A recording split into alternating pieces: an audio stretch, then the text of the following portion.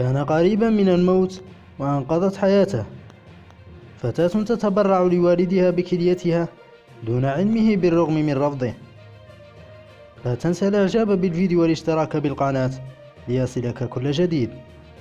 تبرعت شابة أمريكية بكليتها لوالدها سرا بعد أن أمضت 9 أشهر في الحفاظ على خطتها.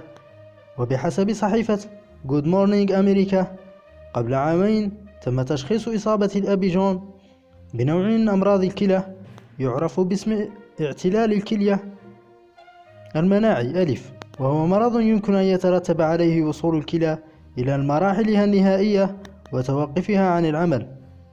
عرضت الابنة ديليان على والدها أنها تتبرع لها بكليتها مرارا وتكرارا، إلا أنه رفض ذلك بشكل قاطع بحسب الصحيفة. لكن الممرضة البالغة من العمر 25 عاما مضت قدما في خطتها السرية التي أتت نتائجها المثمرة في 16 فبراير. وقالت الشابة ديليان: قررت أن أفعل ذلك وأتبرع لأبي بالكلية، لا يهمني كم هو غاضب مني، مضيفة على الأقل سيعيش حياة طيبة ولن يكون موصولا بآلة.